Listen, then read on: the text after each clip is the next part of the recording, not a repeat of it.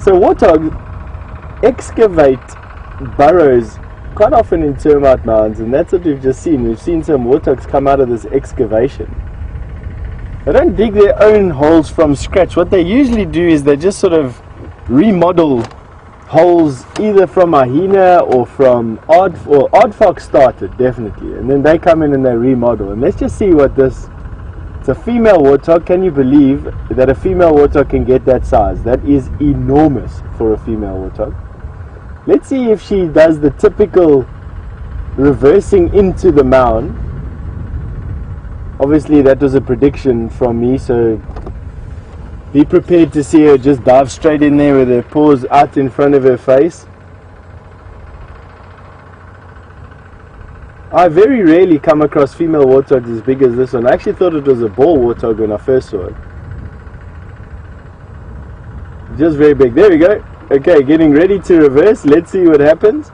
The reason why they reverse into their home is so that if any threat had to happen, they could come out tusks first and at full speed. Now I've watched leopard, Tingana size, just a bit older than them, sit on top of termite mounds for hours waiting for warthog to come out, and then they give chase and catch them. So it doesn't always work, but I must be honest that when you see warthog come out of a burrow, they come out flying at full speed. Quite comical to watch, actually. They're called warthogs because of those warts that you see under the eyes.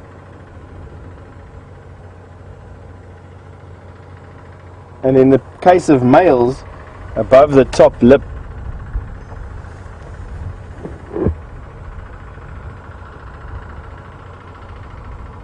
And they eat predominantly grass, or the rhizomes of grass, and do really, really well when we've had good grass years, and do really, really bad when we have bad grass years. They're called boom or bust species. And they share that niche with things like scrub hares.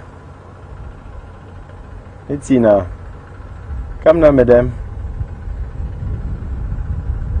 Those tusks are used primarily for defense. They don't eat with them.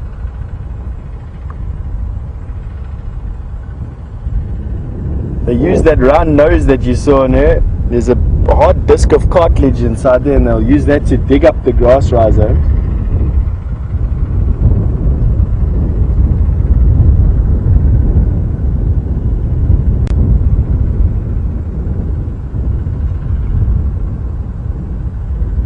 You know, actually, I think they actually got quite pretty faces, to be quite honest with you.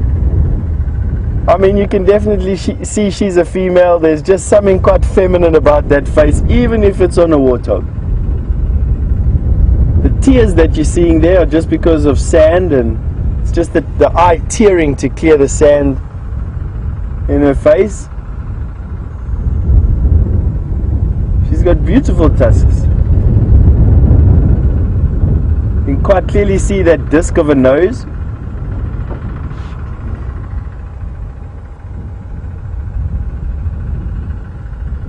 And she's in really good condition. Warthogs that are in bad condition, you literally see every hip bone. You can see their shoulder blades. She's had a good summer. She's very good. They'd all be pregnant right now. Actually, no. Actually, they will all be pregnant right now. And they give birth to their babies at the end of October, and the end of October, beginning of November, and around about the 10th to the 15th of December, their little ones come out of the burrows, where they've spent a good 8 weeks or so before they come out.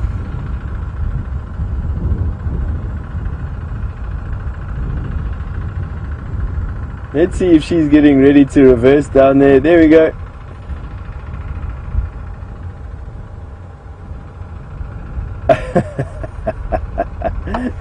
And like a whale disappearing under the wave, she slipped by into her hole, or into her burrow, probably for the rest of the evening.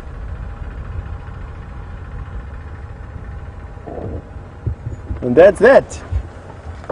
Warthogs.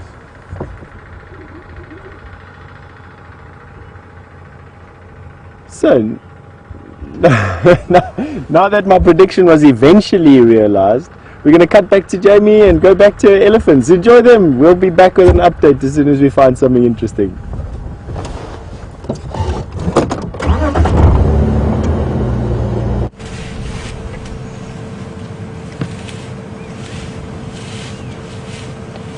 So guys, I hear that you have been with one of the biggest female warthogs that Steph has ever seen in his career, and that's pretty impressive because I'm sure he's seen plenty of big warthogs. As you can see, our female is still busy trying to get underneath this buffalo thorn and just get at some of the grass underneath, and you'll notice she sort of sweeps it off with her trunk and then pulls it out, and then will tend to shake it around and beat it a little bit just to get rid of any of the dust and dirt around her.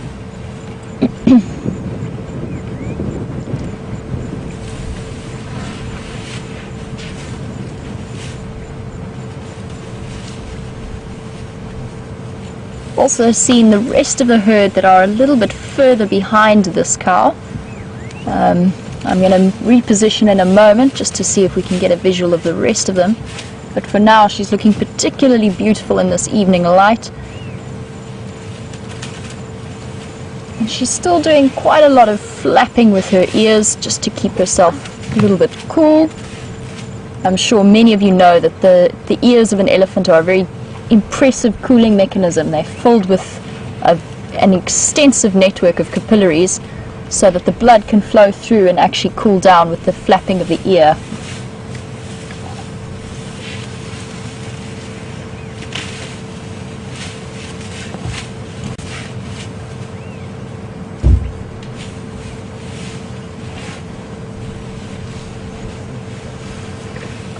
So we were chatting a little bit about the way that you can identify individual elephants, and you can see that this female has got some nice holes in her ear. And Matthew, who is 9 years old, would like to know if those holes hurt the elephant at all and where they come from or how they get them. Well, the good news is, Matthew, that no, they don't hurt the elephant at all. They are usually nicely healed up. You can see the edges of that is healed perfectly. It's almost like having your ears pierced at some point that then heals up nice and cleanly, and you don't feel it after it's happened and after they've healed. So what would have happened potentially is a little bit of a scratch, a little bit of a nick, and then for a while that skin on the ear is much thinner compared to the skin on the rest of the elephant. So there might be a little bit of infection around the edges that just opens up the wound, and it will then clear up and heal up. And the elephants are left with these unique little holes, sometimes complete tears in their ear. So potentially maybe it hurts them a little bit at the time, but not very much, and they soon heal.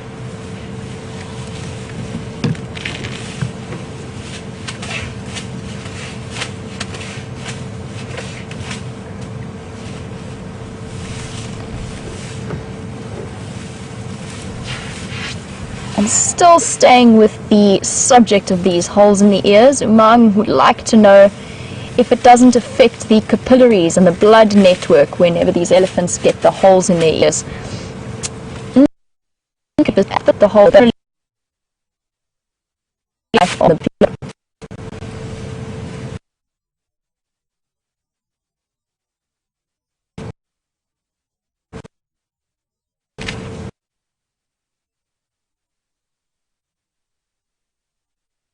whenever these elephants get the holes in their ears. The hole on the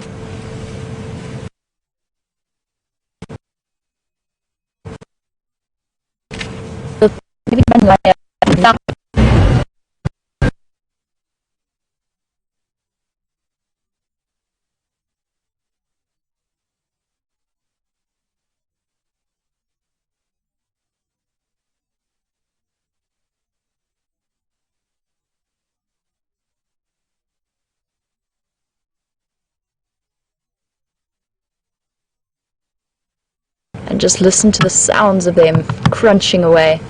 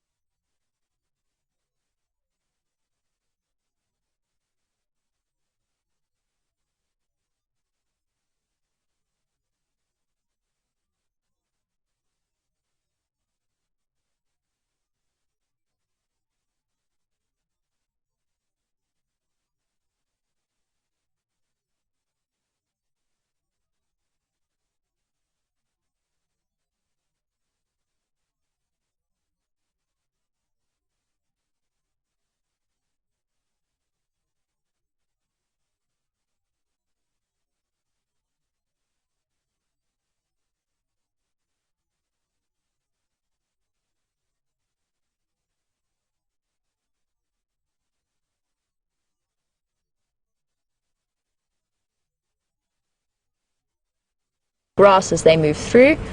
And there was actually a little bit of a fight between two drongo who obviously got too close into each other's personal space. But it appears this guy is the victorious one, and he's going to sit up there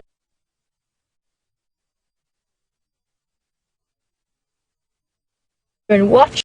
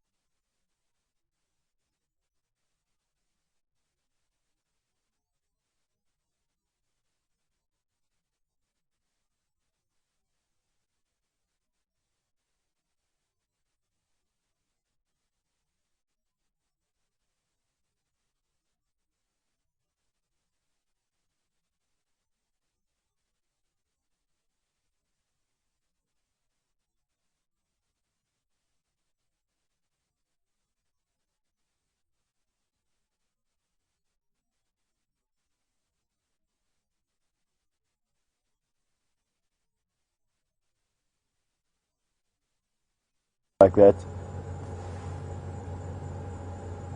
Ears swiveling, nose testing the wind, watching everything. Oh, that's pretty.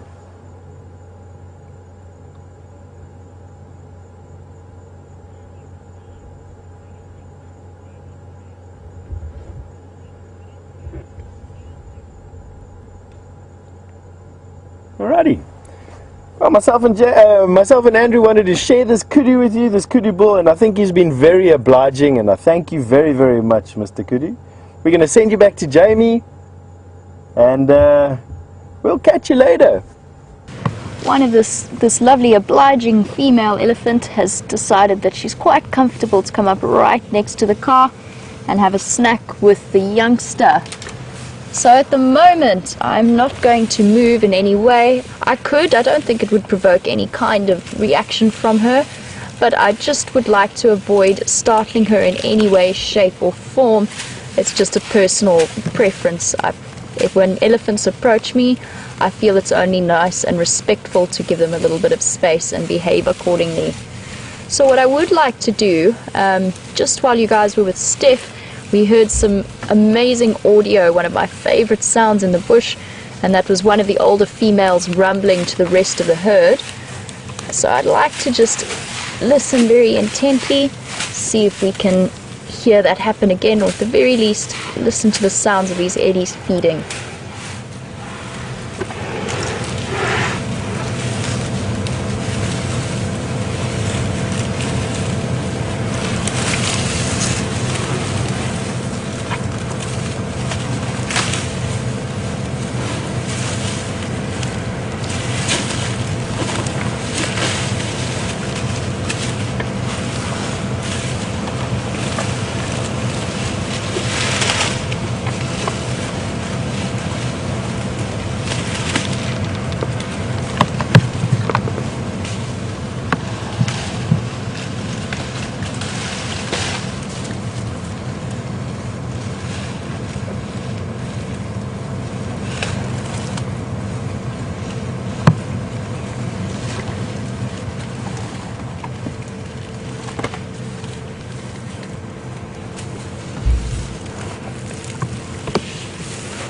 So unfortunately no rumbles at the moment, but I'm sure that you guys would have been able to hear some of the crunching.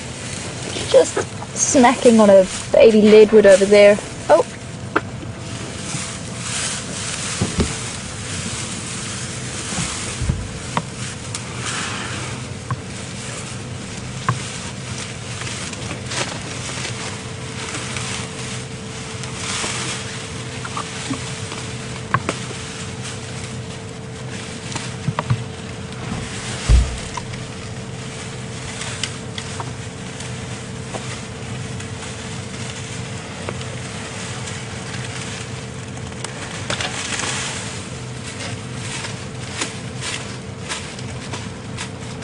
So an interesting question from Joe from Wales, and Joe would like to know if elephants actually sleep with their eyes closed at any point.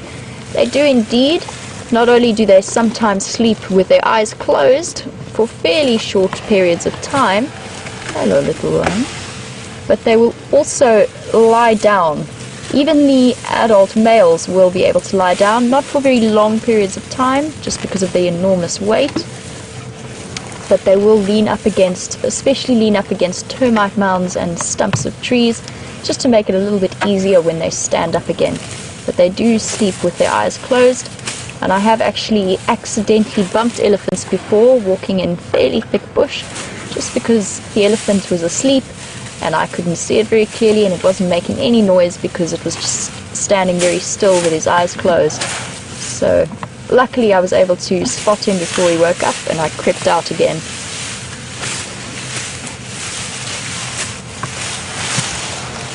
Another girl.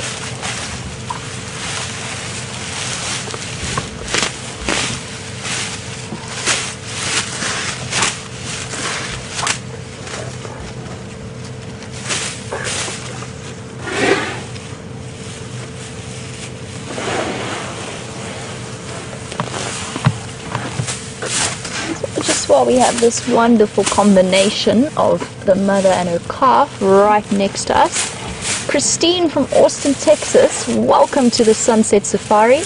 And Christine would like to know if elephants usually have one baby at a time, and if there are any cases of twins, or if I have ever seen elephant twins. Hello, my girl. Christine, elephants 99.9% of the time have a single calf. It is very, very unusual for them to have two. Hello, my girl. Okay, the signs that she was just doing there, it was just pure curiosity. There's no aggression here. The elephants have approached us deliberately. If she went any further towards maybe touching the car, I might give her a bit of a telling off, just because it's bad habits that they're learning, and always a bit risky. Hello, little one. So there was a recorded case, going back to the question of the elephant twins, there was a recorded case fairly recently of two being born, and they were confirmed twins. Hello, little one. There you can see, I did mention earlier that they tend not to favor grass too much in the dry season, but they're actually really uprooting this grass. It's obviously good quality. We are in a drainage line.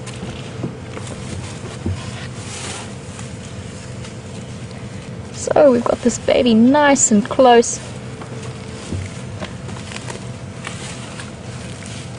Very, very special moment, and one of the many reasons why I love elephants so much. And I always feel that it is such a privilege when they feel comfortable enough with your presence to actually move in that kind of way and to actually come and approach you. And you can see that baby was perfectly relaxed, was with his mom, who was also relaxed, so she was showing him how to behave.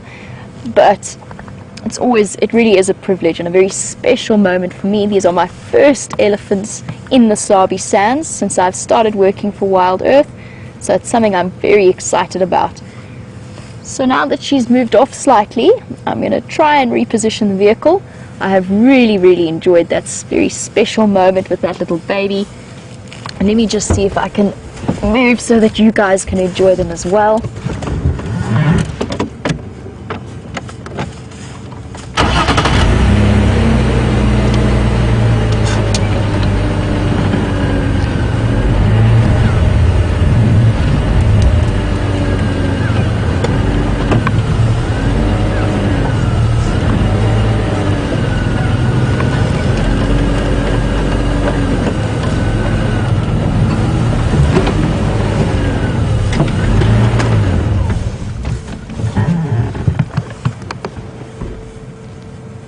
So, after that really wonderful sighting, Mary from Boston had just like to say hello and thank you for the Ellies.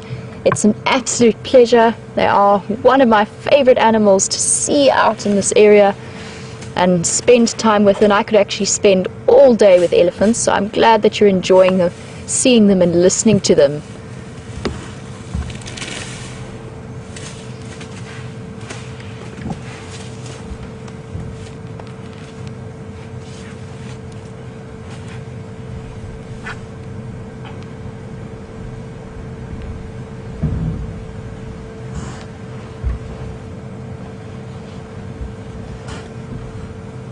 So interesting enough, this little calf appears to be thinking about suckling from the mother. Now, a little bit old to still be feeding, but it seems to be maybe just right on the edge. And potentially just trying its luck now, because as we saw, clearly it is eating solids. But perhaps still chancing it, having a go with getting a little bit of an extra boost in terms of feeding.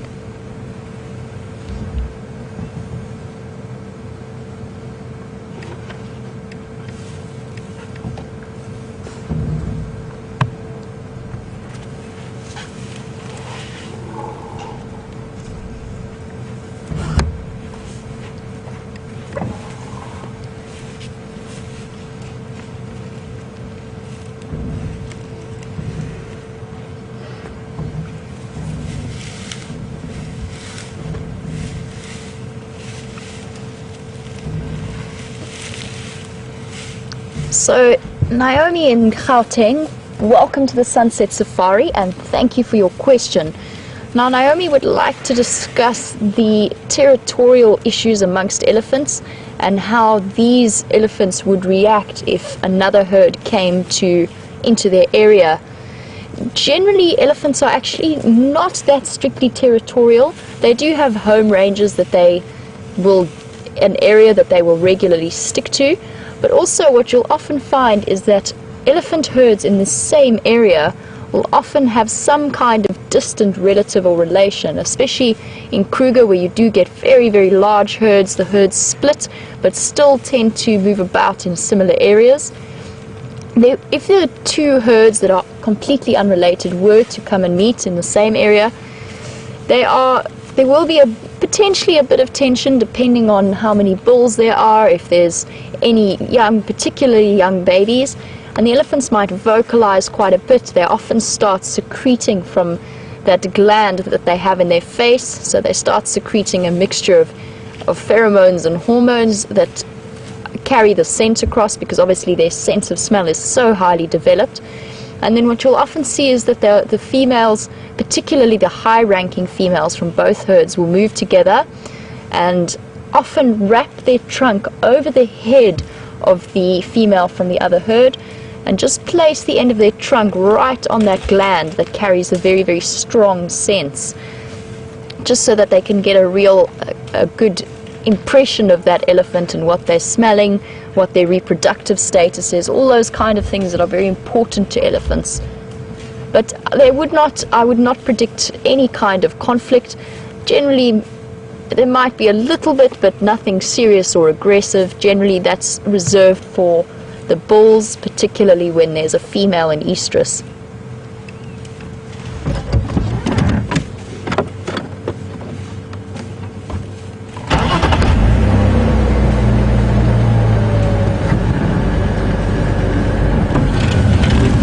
I'm just going to try and get a bit of a better view, especially if these guys are about to come out on the road. But while I do that, after our wonderful encounter with that little calf that I enjoyed so much, it is such a privilege, Pamela would like to know how long it takes a baby elephant to learn how to use its trunk. And it is something that is hugely entertaining to watch with very young elephants. They often are exceptionally clumsy with that trunk, not sure exactly how it all works. You'll see them playing around with it and forgetting exactly how to use it, and they do not perfect that skill immediately. I've often seen elephants, even a couple of months old, still wrapping trunks around things but not quite getting that coordination that they need. But that being said, they will still be able to use it from the beginning to some extent, but without the same level of control that obviously the mothers do. So much in the same way that babies will start learning how to use their hands and grip, the elephants follow the same process with their trunks. Here we go.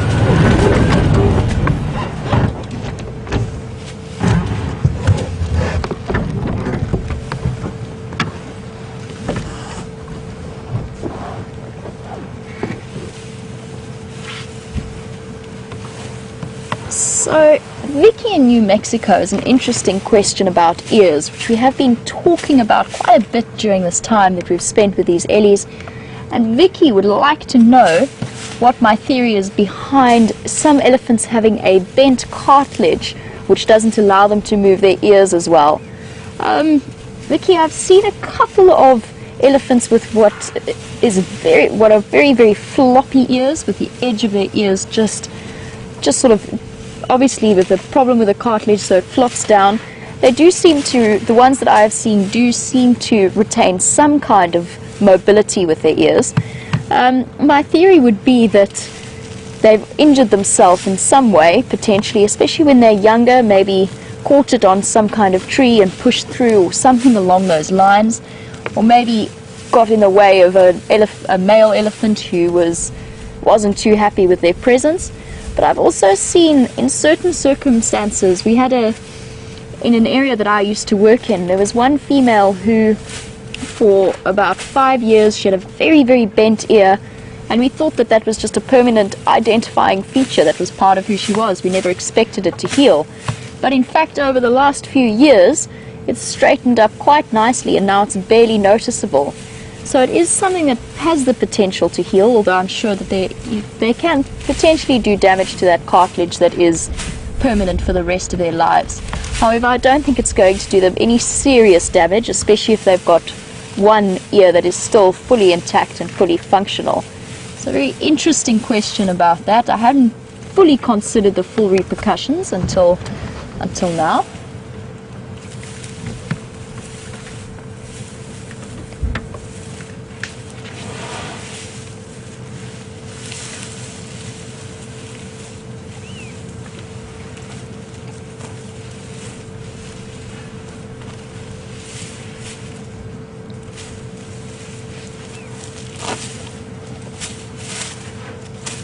So, a little bit earlier we had a very, very nice close-up of these two individuals, the mother and her calf.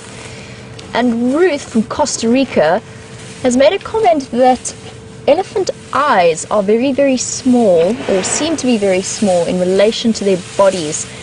It is a very interesting observation, and you are correct, they are fairly small. And that's largely, I would say, because they are far less reliant on their eyesight than they are on their hearing and their sense of smell. And bearing in mind that any sensory organ has to have space in the brain devoted to interpreting those nerve signals that come from that organ and controlling that and interpreting the various signals that they get. So in this case, the elephant doesn't necessarily need very good eyesight because it has got such good hearing and such good sense of smell, and is not reliant upon the eyes in a way that maybe a lion might be, with slightly bigger eyes for its brain, for its body size.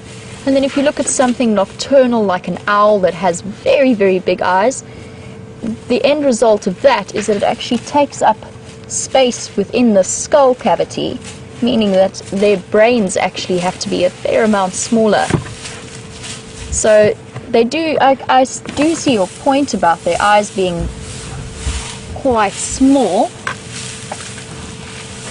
but they don't necessarily need enormous eyes. And my favorite part about all elephants' eyes has to be their incredible eyelashes. They do have the most gorgeous, gorgeous eyelashes, nice and long, often very, very long, and that's a great way of protecting those eyes. So when they're walking through the bushes, if there's any kind of branch or thorn, and of course there are plenty of those out here, then the elephant knows to just shut its eyes. There we go, beautiful shot of the eyelash there. I've also always seen a great depth to elephants when they come and look at you. They look at you in a very, very different way. Lions, when they look at you, it's usually with fear, or especially on foot, usually with fear. Oh, I'm not sure if you guys picked up on that, but she's just rumbled to the rest of the herd. I'm not sure if it came through on your audio, but it definitely is a sound. It's a sound that gives me absolute goosebumps. Definitely one of my favorite things to hear. And she's just communicating with the rest of the herd, just as sort of a marker. She's a fairly large cow for some of the herd members that I've seen, so she probably is quite a high-ranking female within this herd. I'm not sure exactly how many elephants there are. I can hear a couple off to the back and to the left of me, and there's definitely a couple off to the right. So there's more around, and they are just contacting each other and letting each other know. And it's really interesting to watch the way that they coordinate themselves with that. I've very often seen or heard that sound come through, and then all of a sudden the elephants just move. They decide, the matriarch has obviously decided it's time to go, and they set off almost straight away the minute they hear that rumble. And I had one situation once where I was surrounded by a very curious herd of elephants, and I think because originally we were busy doing vegetation transects in quite thick bush, and we heard them just as we saw them, and they were about 100 meters from us, completely unaware of our presence. And they were walking very, very fast towards us, and we didn't want to surprise them. So what we did was we whistled just to announce, it's called presenting yourself to the animal. Hello, big girl. So you present yourself to the animal just so that it knows that you're there, and then it doesn't think that you're trying to be sneaky, so that you don't surprise them or shock them when they're too close, because that of course provokes some kind of response. And then what we did was we retreated back to the vehicle, because we weren't really prepared for a herd of elephants to interrupt our vegetation transect. And because of the strangeness of the noise, the females came to investigate what we were doing. And they actually came and surrounded the entire car. And as one coordinated, perfect movement, they stopped dead. Not one of them moved, there was not a sound, and they just looked at us. And then the one smelt all around the car, they all started smelling. And while these big females, the high-ranking females, had us surrounded, they escorted all of the babies around the back of us. And then the matriarch gave one big rumble, and they all moved off in perfect unison straight away. So truly remarkable to watch when they do that. I've also seen elephants standing in a riverbed eating reeds, and without warning and seemingly for no reason, one of them rumbled and they ran, quite literally, and elephants can move very, very fast when they want to, and they ran up these steep, steep banks and disappeared. And about 2 seconds later, there was an enormous lightning strike on the tree across the river. Hello, big girl. Not me. No, no, no. Sorry, big girl. So she kind of got herself stuck and realized that coming out, I was a little bit in her way potentially. So she was just letting me know that that was not an appropriate place for me to be. But that was entirely of her doing, because she knew I was there when she walked in there. She just got herself a little bit confused, a little bit of stuck. So no serious aggression from that female. Just letting us know what's going on. She's now watching us, just aware of us, watching us out of the corner of her eye, but she's still feeding, still nice and relaxed. And elephants do what's known as displacement behavior.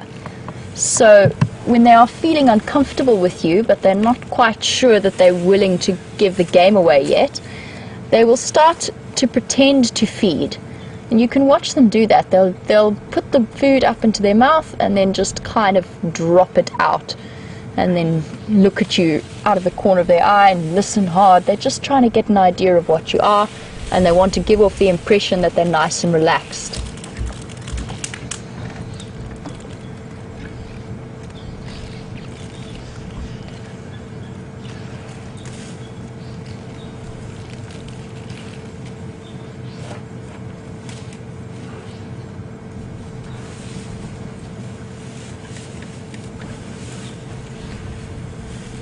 See, beautifully highlighted in this light, the wonderful thick wrinkly skin.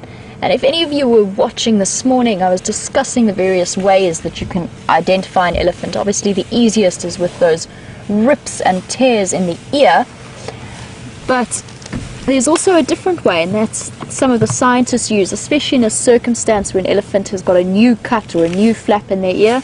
Then they start looking at the patterns in the veins of the ear, but they will also look at the wrinkles around the eye, which apparently stay the same throughout the elephant's life. So fascinating, not something I would ever have expected, but a very interesting way of identifying individual elephants and making absolutely sure that their research is scientifically correct.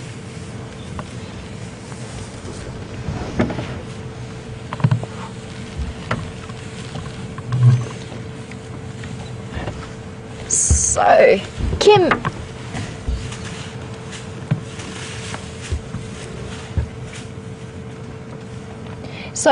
in Minnesota would like to know that if elephants ever get problems in their feet, because they carry so much weight around, And they do have the most incredible foot structure because they actually essentially walk right on the tips of the ends of the bones of the feet, so of the toes.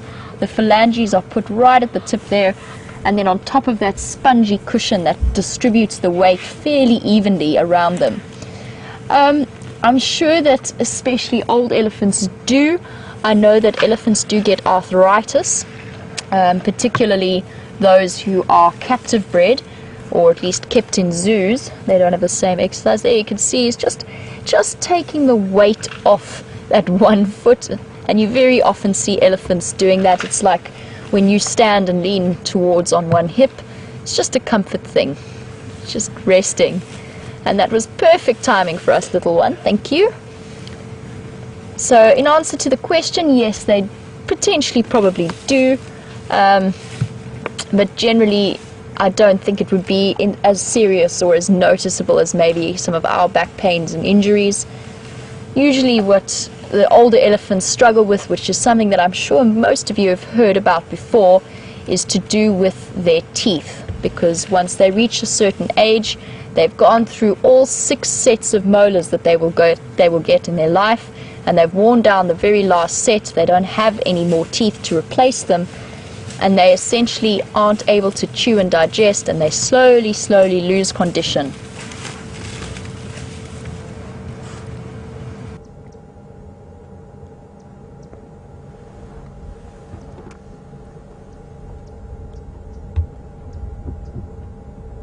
Now we know what the kudu was listening to a bit earlier. He wanted to come for a drink, and he was just making sure there was nothing around the water. So you can well imagine, with their head down and in the water, and needing to drink, lions would take advantage of that. And these kudu just making sure that he doesn't get taken advantage of.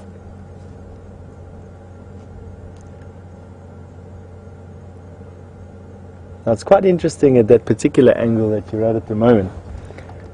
A kudu can actually see the tip of his horn. It doesn't seem feasible. It doesn't seem even possible. But I promise you that a kudu can see his horn with his eyeball, the tip of his horn, not just his horn, the tip of his horn. And they use those horns to break branches off at a height that they can then feed at a much greater height than they would normally be able to. Here comes his friend.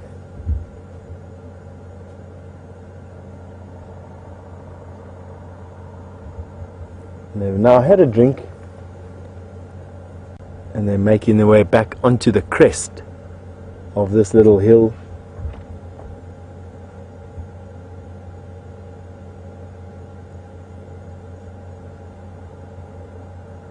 Where they'll probably spend a lot of the night actually. Kudu, much like most of the ruminants, they don't actually sleep a lot. 20 to 40 minutes a day only.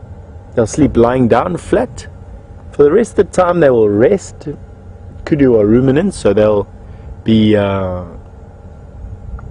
chewing the cud. And what we've got on the other side of this pan is a great duiker. And I am almost certain that great duiker has been drinking water the entire time we've been here, and I actually haven't even noticed it. Right on the edge of the water in the open, but its camouflage is so good I only saw it when it moved. Seeing a great duiker in the open like that, quite rare.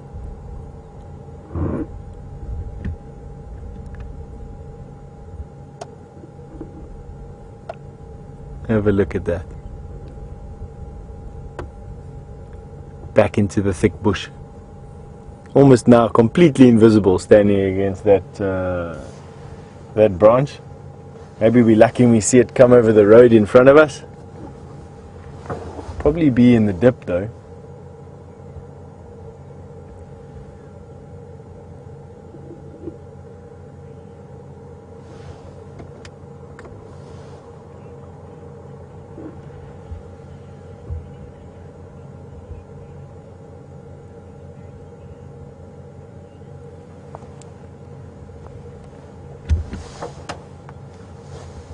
Hi Judith from North Carolina, good evening. You've asked a very interesting question. You asked, do kudu shed their horns like other antelope do or like other North American deer do? And the quick answer is no. The reason for that is that in North America, where you find your deer species, you have a very harsh cold winter. And for an animal as big as a kudu to pump blood all the way, or let's call it as big as an elk or as big as a moose, to pump blood all the way to the end of their antler during that cold winter will cool their core body temperature down too much. It'll cool the blood down too much. Almost the exact opposite effect to what an elephant's trying to do with its ears. And they will battle to find enough energy when there's not enough food to stay warm. So they shed their horns, and in that way they avoid the risk of cooling down too much. In Africa, it's hot. You don't have that problem, and the animals here don't need to shed their horns. They can afford to invest metabolic energy into the construction of their horn. You quite often find that the horns are a lot more robust, strongly designed compared to those of the moose and elk and deer that you find in North America. However, not as elaborate.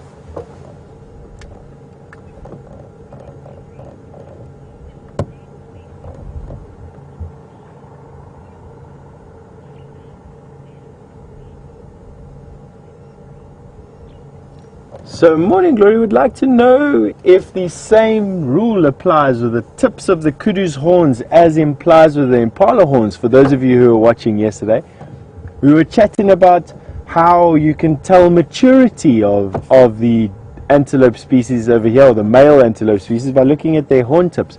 And the answer to that is absolutely yes. If you've managed to take a screenshot of that kudu, you would see that his horn tips are facing towards one another. He's a sub-adult. He's not just there just yet to make use of parallel horns, which is what full-grown, mature breeding bull kudu will have. And the same rule applies. As soon as those horn tips start to curve outwards, that kudu is not there for breeding anymore. He's just there for jousting with the younger bulls.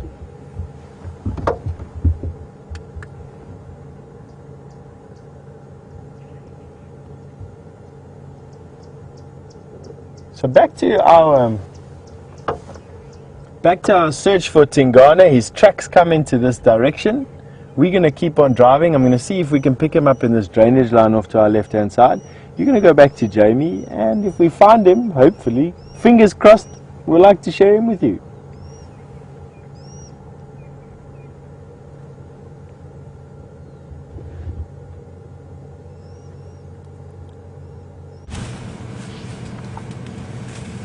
Welcome back, everybody. I hear that there was a very sneaky daycare just fooling everybody until it popped out. I was on my way to leaving the elephants since we're running out of light, and I'd like to make my way back to that buffalo carcass just in the hope that the hyenas are going to come and maybe give us a little bit more excitement in that area. But as you can see, we're not really going anywhere for a while.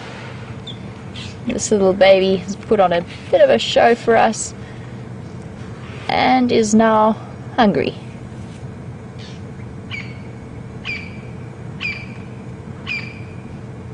Oh, that's a very special scene. Okay, big girl. It's alright. Sorry, big girl. Okay, so she has somewhat stymied my plans because I can't really sneak past her without giving her a bit of a fright, especially with a young baby that is still, as you can see, is still suckling. So I'm not going to push her any further than that. There you can go and have a look.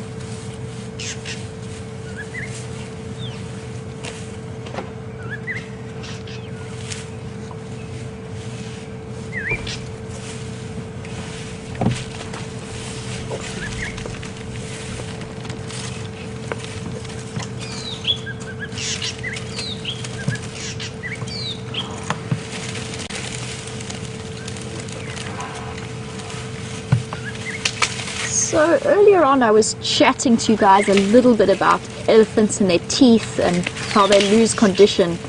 And Mao Su would like to know if it's true that elephants go off on their own when they die. It is true, they do tend to do that, and that's not necessarily because they know that it's inevitable or anything quite as anthropomorphic as that, but they go off on their own simply because they cannot really keep up with the rest of the herd. They start really losing condition, and also because of the state of their teeth. They often move just so that they can get to the really, really soft food in the riverbeds. So the soft reeds, all of those that make life a little bit easier for them towards the end of their life. And that's actually what's given rise to the whole elephant graveyard concept. So elephants will move to where the softer food is, which is almost inevitably rivers, and when they die there and the river floods, it will generally collect and deposit bones in one place, which has sort of led to this old belief that maybe elephants all go to the same place to die. It's not true, but there is a very interesting explanation behind it. Okay guys, now that we've managed to, these two have moved their way around us, we can actually skirt around the outside here without disturbing them. And I'm going to start slowly making my way towards that carcass. Let's see if we've got any interesting and exciting activity.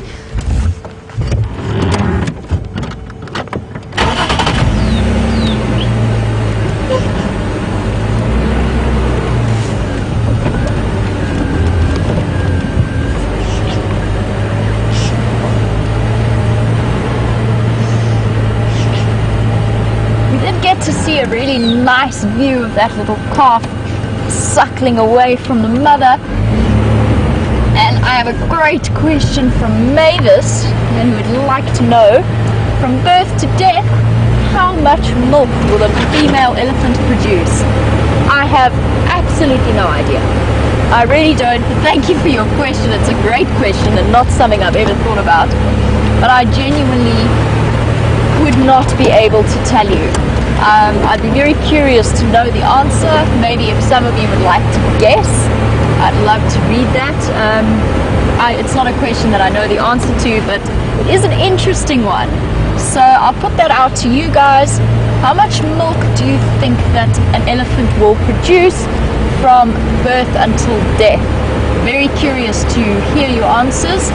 Bear in mind, of course, that elephants will be pregnant for about 2 years of their life. They're not going to produce a calf more regularly than maybe every 5 years, potentially even longer, depending on the elephant's situation and the circumstances around it. So let me know how much milk you think an elephant will produce. And while you guys are contemplating that, I'm actually going to take this opportunity to add another layer. It's getting a little bit chilly out in the Sabi Sands.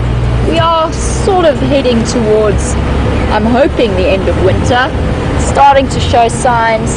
It's got a little bit of a spring feeling, but I don't know whether that's just wishful thinking on my part.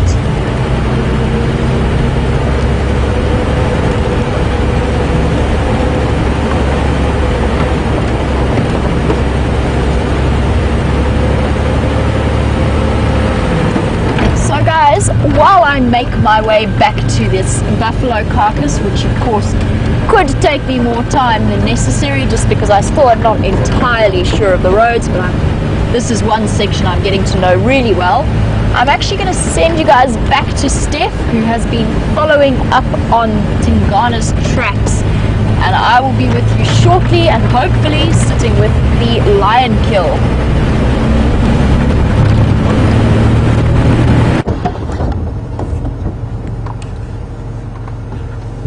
Well, guess what, everyone? We did it! Our gamble paid off. We've applied our minds to where Tingana would come out after being chased by those lions. We came here, we found a footprint exactly where we lost the footprint. We came back and some Impala alerted us to this, and look what we got walking down the road for us. We got a big male leopard walking down the road. So Andrew and I are very happy. So, big male leopard, I can't confirm that it's Tingana, but with that big belly that he's got at the moment, and in the area where we left him, it's absolutely possible. So he's just making his way quite fast away from where those impala have been barking, and that's why he's moving at the pace he's moving. He is going into incredibly thick bush, so you're going to have to give us a little bit of time here just to make sure we can stick with him. We may lose him, but we're going to try our best not to.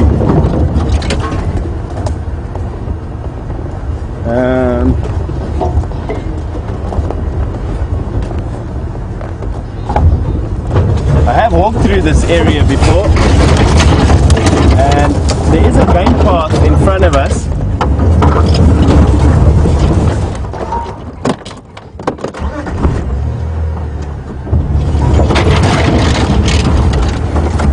Still got him.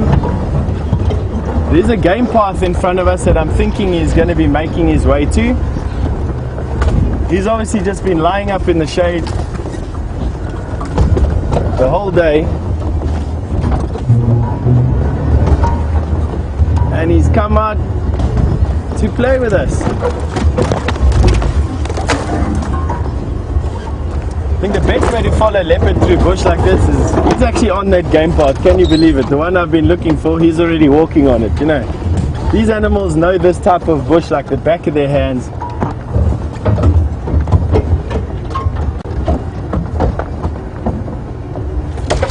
Huge male leopard, so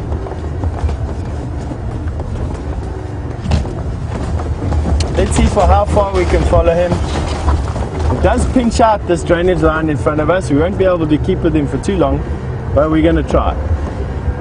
He is walking on a bit of a mission, I must be honest with you. He's far enough away from those impala that you shouldn't be bothered by them too much now. But who knows, maybe he's going to go and have a look at what's left of his kudu kill after the lion stole it from him.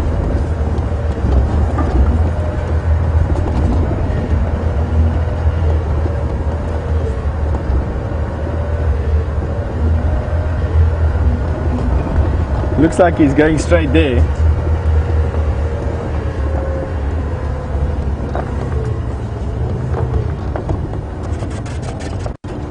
Okay. Oh, there he is there. He's going straight to his kudu kill. Let's see if we can stick with him.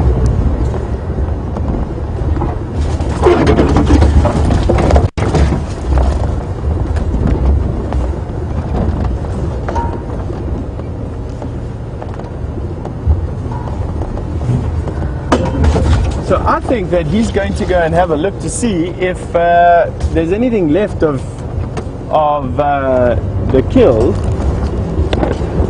He might be able to pick up some scraps over there. He's a wily enough cat. For those of you who have just joined us, we've actually just lost him. So what we're going to do is go around to that kill and see if I can pick him up on that side of the drainage line.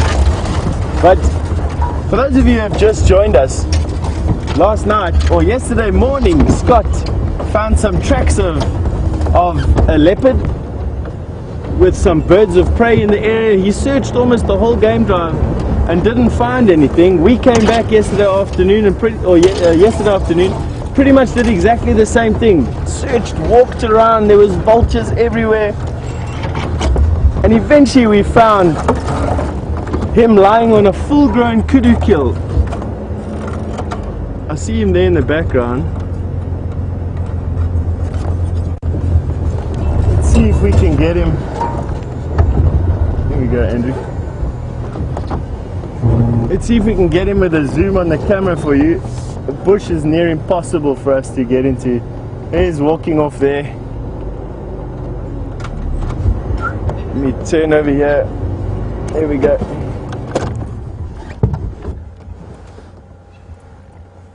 The bush where we are at the moment is virtually impossible for us to cross over there without doing significant damage to the car. And since I've walked here before, I know that there's a big drainage line there.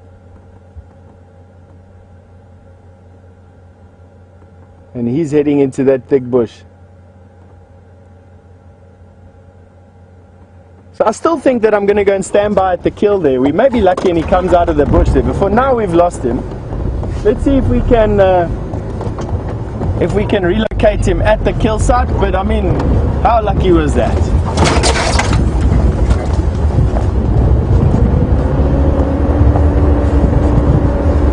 We're just going to follow this game path straight back out again, expecting him to be on his kudu kill. And when we got there, the Styx Pride had stolen it from him. So he had lost it. Not an uncommon thing. From where the kill was to where we've just found him is probably 200 meters, 300 meters. And I think now he's going to go and sniff around there. If we're lucky enough, we can get him down there. Otherwise, he's gone for now. But that's not too much of a problem. Myself and Andrew, we came and applied ourselves. If we were him, where would we go? And we decided that he'd head somewhere to Treehouse Dam. Almost on point, we found his tracks. And after zigzagging through the area a little bit, we heard some impala barking or impala alarm calling. When we got there, he was walking on the road. Textbook.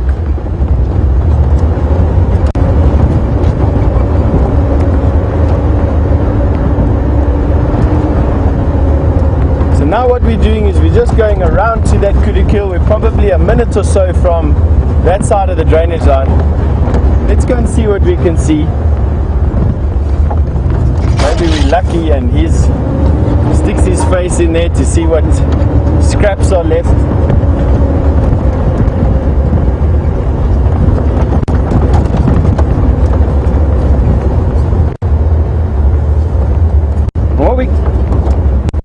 What we're going to do, we're going to link to Jamie quickly. I hear she's got something stunning to show you, and rather than look at the back of the reflection on my bald head, go and have a look at what Jamie's got to show you, and we'll keep you informed of anything that we find.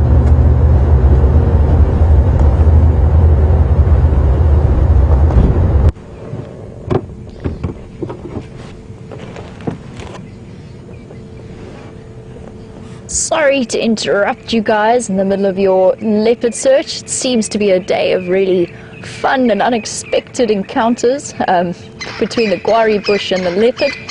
But I just wanted to show you guys this amazing image of the white-backed vulture silhouetted against the most beautiful African sunset. The oranges and the yellows, very rich with the dust in the winter. And he will be settling down for the evening and enjoying the peace.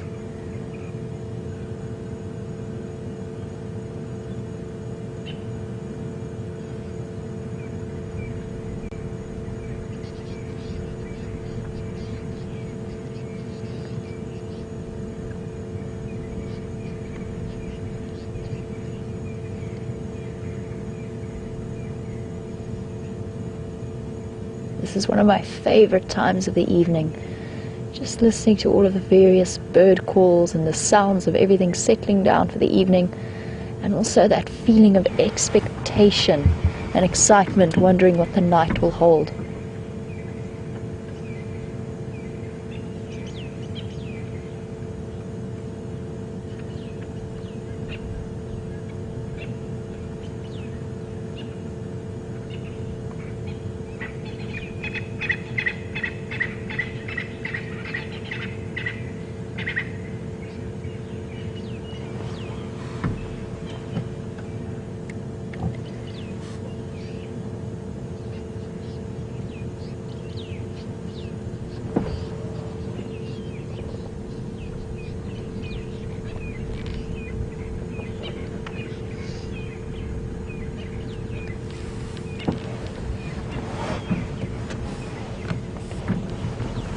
So I've got an interesting question. Just while we were sitting listening quietly, we had our various groups of calls. I think I've just got the two. The crested francolin were definitely making the most noise during that time, and then also the drongos are chirping away. Quite a very interesting little call that they have, and just putting themselves to bed.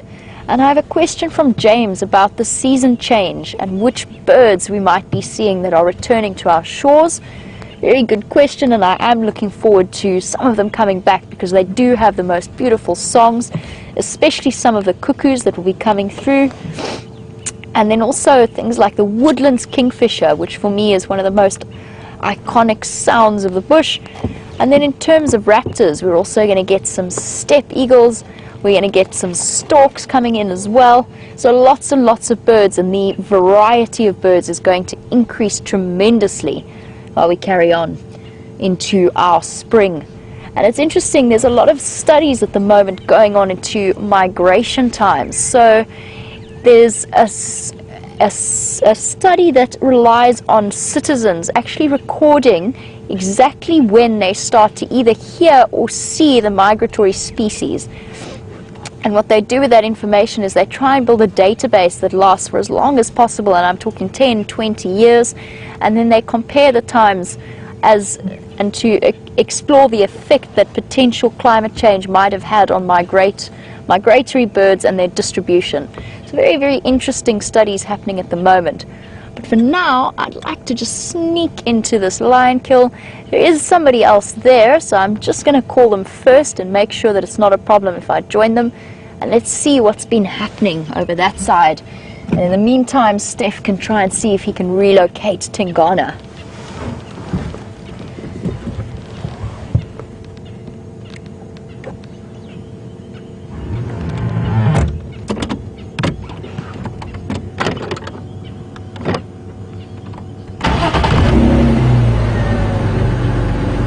Station with Ngala Bamba, come in.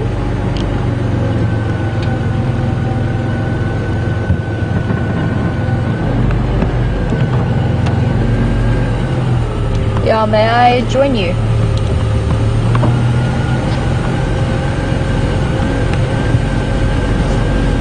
Copy that, thank you. So guys, just a little bit of etiquette when you're out on safari. It's a bit rude to just go bumbling into somebody's sighting when they're there without first asking them, but it's also a safety issue, not only for necessarily the guest but also the animals. So the person who's in the sighting might know exactly what's going on. There might be a situation where you aren't necessarily all that welcome to join them. Perhaps the animals are very unsettled, or they're thinking about going to hunt and you might disrupt it. So that is the reason that I just called to check and make sure it was okay for me to join.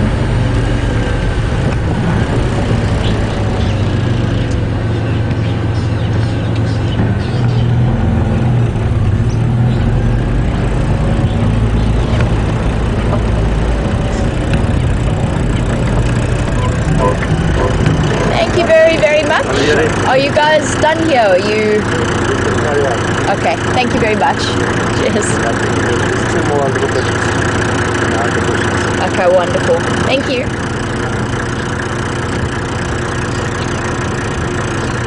So guys, we're just going to make our way in nice and slow. Don't want to disrupt these guys too much.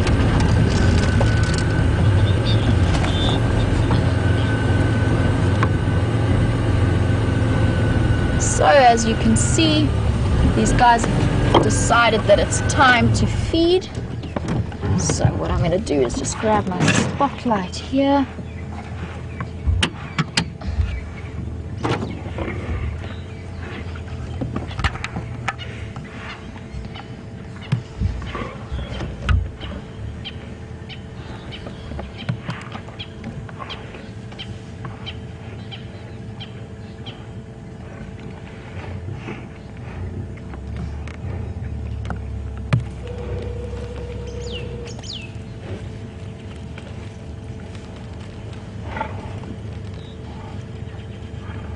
So Pamela would like to know, what is more tasty for a lion, a buffalo or a kudu? This after just having seen Tingana trying to potentially go back and reclaim whatever's left of his kudu kill. Generally their selection will depend not so much on taste and on the size of the pride. So something like a leopard, or the size of the animal, so something like a leopard is going to show more preference for a kudu because it's more a size that he can deal with without the potential for being injured. unless it's a baby buffalo. But for lion prides, it's dependent on what size the lion pride is. So they won't necessarily show a preference, but if you've got a nice big pride, especially with a big male, then they will go for buffalo potentially. But remember that this is a generalization rather than a rule. So lions are opportunistic hunters. They will try for whatever else they can get.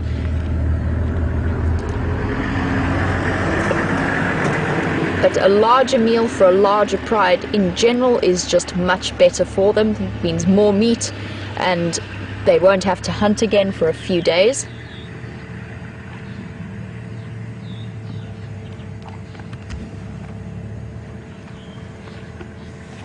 So very dramatic shots.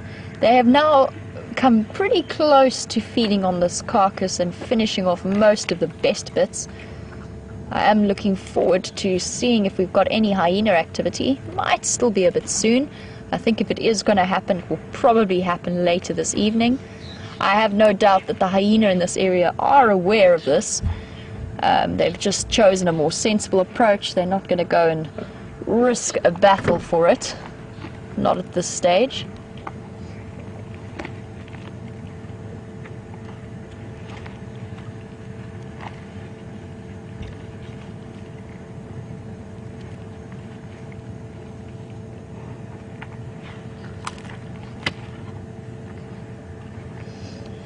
So the great view that we stopped at earlier with the vulture in the tree silhouetted against the night sky, that was only about 100 meters away from where we are now, and I can see at least 3 or 4 others in the dead trees around this kill.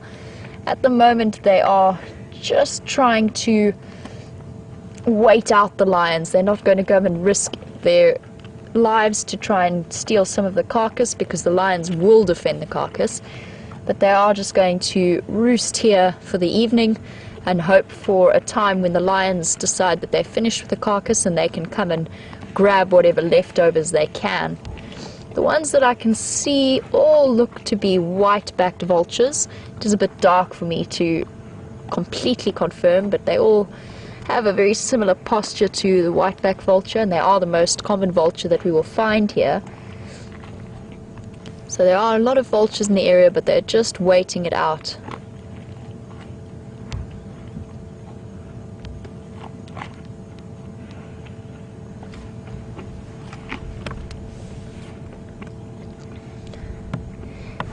And it does seem to me that this particular lion pride have taken a little bit longer with this buffalo kill than they did with the previous one, or at least have spread it out a bit more. For those of you who don't know, this lion pride actually were caught by the Wild Earth crew hunting a buffalo and killing him from start to finish only last week.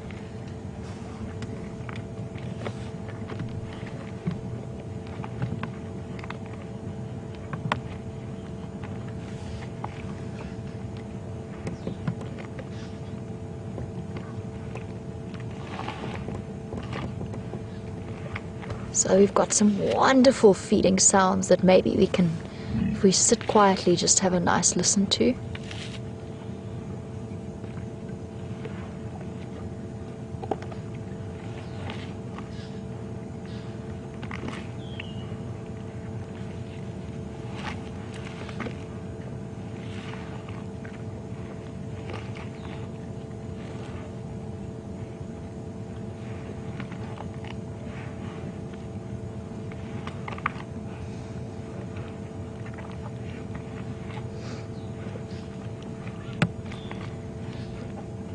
As you can see, Junior appears to have got the best side of the carcass.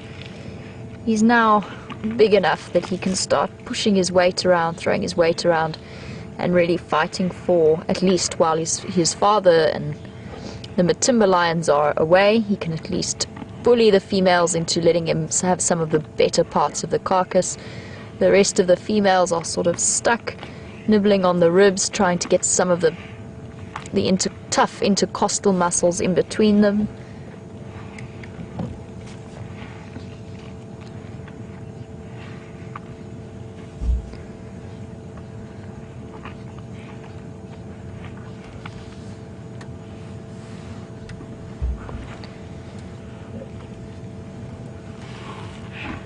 So guys, a really interesting day for us. This morning was action-packed with a whole load of different lion sightings between the Styx Pride and these guys.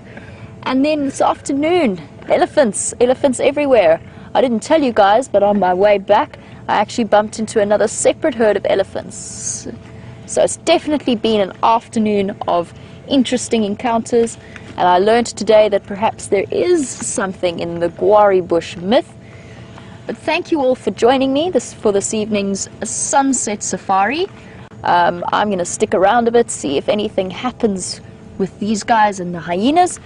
But for now, I'm actually going to pass you back to Steph, who has left looking for Tingana in favor of something equally awesome.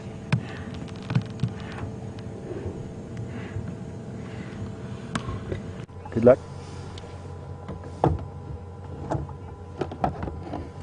Well, folks, you ended this morning on a note with some lion cubs, the Styx Pride's cubs busy drinking on mom, and we're going to end this safari on the Styx Pride drinking with mom.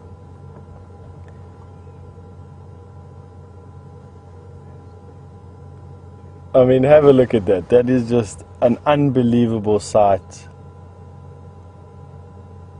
Baby lions drinking on mom's belly. She's lying with her belly up to the sky, giving them full access for a change. It's quite rare to see a lioness do that. But the reason for that is that they've got an entire kudu in their belly. They stole Tingana's kudu, which we were just with a little while ago. We couldn't relocate on him. He went into some very thick bush, and I thought, well, let's come down to the water where we left these lions a bit earlier on today, or this morning at least, and come and see if they're still here. And on the sand, as you can see, really just enjoying the peace of the evening, enjoying the fact that they don't have to be forced to hunt. We've got these little guys, and hasn't it been such a fantastic day? Really a day full of lions. We've had the Nkuhuma Pride finishing off their buffalo. We've had the Styx Pride stealing a kudu kill off of Tingana. We had the two Matimbas roaring and really moving through the bush at high pace, meeting up with a female. We still don't know anything about that female, where she is, what she was doing. And then them all drinking at the pan. We've had a day full of elephant, some kudu. We've had some nice birds. I heard you had a fantastic sighting with elephant with Jamie. And we thought that this would just be very special for you to end. Tiny little baby lion cubs drinking with mom. And I'm going to say thank you on behalf of the Wild Earth crew, myself and Jamie, VM and Andrew and Tara and FC. We wish you a very good night, and we will be seeing you again tomorrow morning for the sunrise safari. So we're going to have a good night. You have a good day. See you soon.